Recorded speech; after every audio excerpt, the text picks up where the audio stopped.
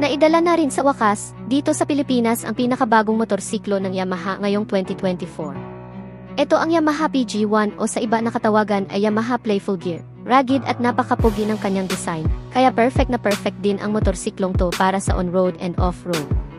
Sa video na ito ay alamin natin kung magkano lang ba itong bagong motorsiklong to, at kung ano-ano nga ba ang kanyang mga bagong specs. Pag-uusapan din natin kung sulit nga ba itong bagong Yamaha PG1.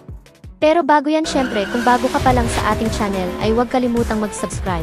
Pakihit na rin ang notification bell icon para lagi kang updated sa ating motorcycle news and reviews. Paki-follow na rin ang ating Facebook page.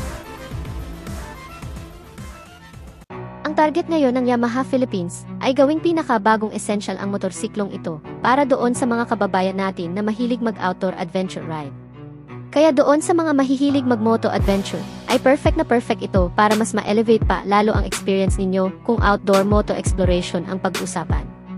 First time ito na maglabas ang Yamaha Philippines ng isang classic retro style na at the same time ay pwede pang outdoor adventure. Ang pangtapat naman ng Honda sa motorsiklong ito ng Yamaha ay ang Honda City 125 at halata naman na parihong pinaninindigan ng dalawang motorsiklong ito ang pagiging classic retro style na postura na at the same time ay pwedeng pang outdoor adventure.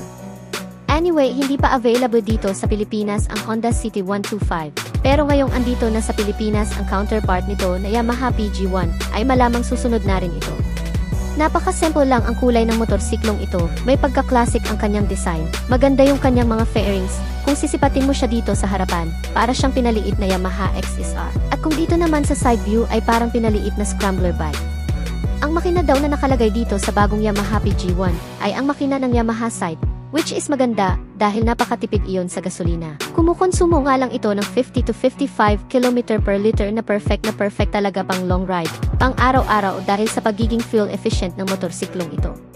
Malaki din ang kanyang fuel capacity na may 5.1 liters, kaya matagal-tagal bago ka maubusan ng gasolina.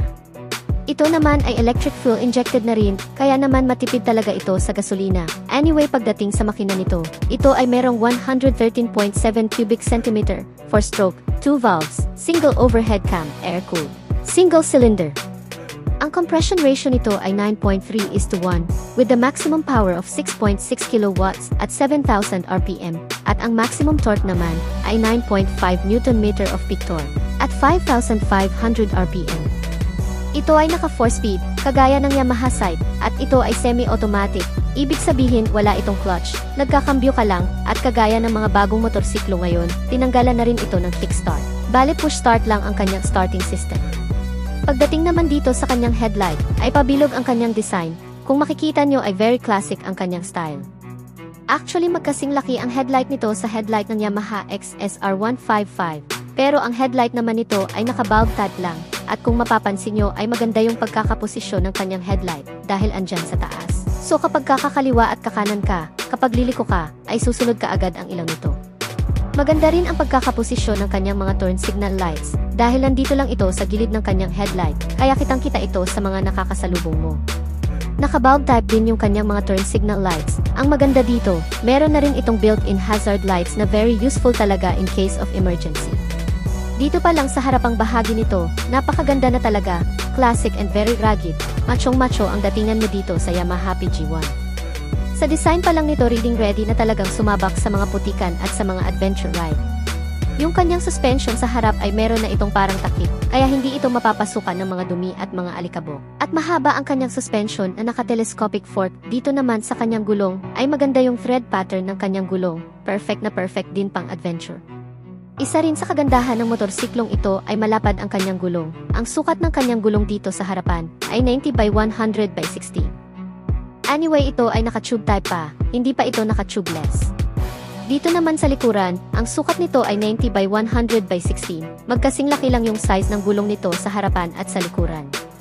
Maganda yung kanyang thread pattern, kaya perfect na perfect ito sa mga adventure ride. Talagang kakapit ito sa mga bato-bato, sa mga rough road. Ang kanyang suspension naman dito sa likuran ay naka-dual shock. Pagdating naman sa kanyang braking system ay naka-single disc brake with single piston caliper dito sa harapan. Dito naman sa likuran ay naka-drum brake.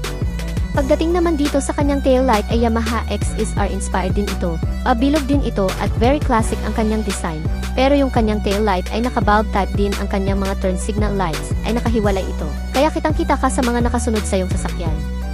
Pagdating naman sa kanyang instrument cluster, ay naka-analog display, kaya hindi ka malilito sa kanyang mga indicators. Meron pa itong gear indicator kaya perfect na perfect talaga sa mga beginner. Hindi ka malilito kung naka first gear, second gear, third gear, or fifth gear. Dito naman sa kabila meron siyang indicator ng fuel, signal indicator at ang kanyang engine warning indicator. Napaka-maporma na din ang manibela nito dahil sa naka-naked handlebar na ito. Very rugged and very adventurous yung kanyang design. Sa mga switches naman nito, meron itong passing light switch. Very useful yan, lalo na pag mag-overtake ka. At meron siya ditong high beam and low beam switch, turn signal light switch, at ang kanyang busina, nandito sa kabila. Meron pa siya ditong kill switch, hazard light switch, at ang kanyang electric push start. Dito naman ang kanyang mechanical key system sa pinakaharapan. Ang ganda niyang tignan kapag ka naka-side view, very premium yung kanyang design. Meron siya ditong handcrafted design na medyo kapareho sa Yamaha XSR, bagay na bagay sa kanyang color combination. Dito meron siyang emblem ng Yamaha, at meron siya ditong decal na PJ1. Overall design ng kanyang mga flarings, body shape at upuan ay bumagay talaga na mas nagmukha pa talagang pang classic retro looks. Pang Asian height na din pala ang motorsiklong ito na may seat height na 795mm lang, kaya perfect na perfect sa mga average height nating mga Pinoy. Isa pa sa advantage nitong motorsiklong ito ay lightweight lang, kaya hindi ka mahihirapang imanyobra ito. 107 kilos lang, kaya perfect na perfect talaga sa mga beginner. Ang kagandahan din sa motorsiklong ito ay mataas ang kanyang ground clearance. 190mm, napakataas ng kanyang ground clearance, kaya safe na safe talaga sa mga debris, sa mga lubak-lubak, sa mga bato-bato. Safe na safe ang makina mo, hindi ito abutin. Maganda rin ang design nitong kanyang hip guard, meron itong 3 butas. Safe na safe ang paa mo dito, dahil hindi ka na mapapasok.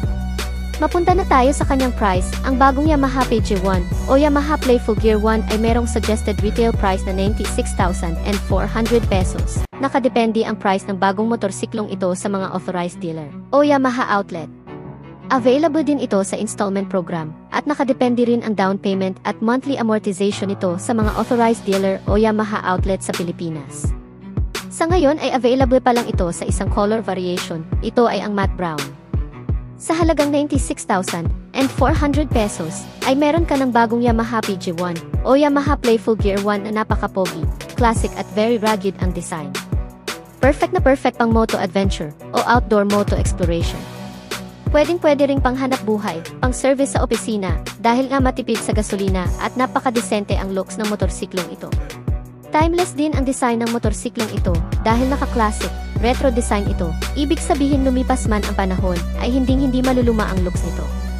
So ano ang masasabi niyo mga kamoto sa bagong Yamaha PJ1 o Yamaha Playful Gear 1? Paki-comment sa comment section down below kung ano ang opinion nyo sa bagong motorsiklong ito ng Yamaha. So dito na natin tatapusin ang ating video mga kamoto. Sana ay nagustuhan nyo ang ating review, at kung nagustuhan nyo ay huwag kalimutang mag-subscribe sa ating channel. Pakihit na rin ang notification bell icon para lagi kang updated sa ating motorcycle news and reviews. Paki-follow na din ang ating Facebook page.